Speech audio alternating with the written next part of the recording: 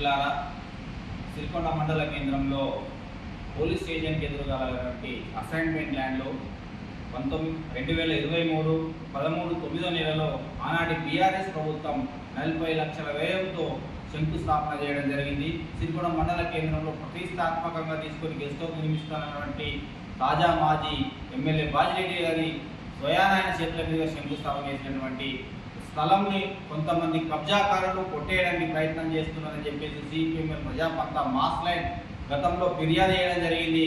అటువంటి ఆ స్థలాన్ని కబ్జా చేసుకొని బౌండరీ వేసి నిర్మాణం చేయడానికి అవకాశం ఇవ్వాలా, పర్మిషన్ ఇవ్వాలని చెప్పేసి ఆర్ఎండ్బి గెస్ట్ హౌస్కి అప్పచెప్పాలని చెప్పేసి కూడా ఇప్పుడున్న ప్రస్తుతం ఉన్నటువంటి తహసీల్దార్ గారికి గత 10 సార్లు మేము విన్నప పత్రాలు ఇచ్చినప్పటికీ కూడా చెవున పట్టించుకోకుండా చూస్తామని చెప్పేసి తహసీల్దార్ గారు మాట దాటేసారు తప్ప ఇంకొకటి కాదు.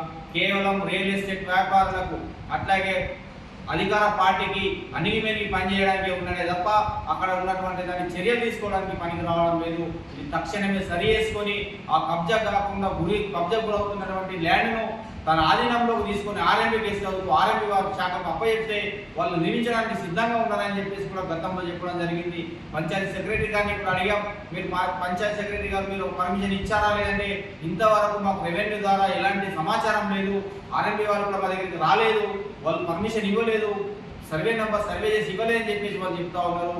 ఇది దేనికి నిదర్శనం? తహసీల్దార్ గారు తక్షణమే దాన్ని కబ్జా చేసుకొని ఆర్ఎండ్బి గెస్ట్ హౌస్ డిపార్ట్మెంట్ వాళ్ళకి అప్పచెప్పాలని మేము వీరిని హెచ్చరిస్తా ఉన్నాం. లేని ఏళ్ళ పెద్ద ఉద్యమాన్ని చేపట్టి ఖచ్చితంగా పేదలకు పంచే విధంగా మేము చర్యలు చేపడతామని చెప్పేసి కూడా ఈ సందర్భంగా గుర్తు చేస్తున్నాం.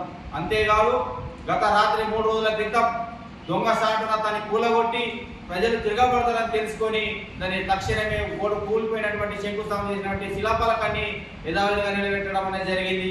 దాన్ని నిర్మిస్తారని చెప్పేసి మాట్లాడుతున్నారు. నిర్మాణం కాదు, కబ్జాలో కుట్రలో భాగమే దాన్ని కూలగొట్టారని చెప్పేసి మేము చెప్తా ఉన్నాం.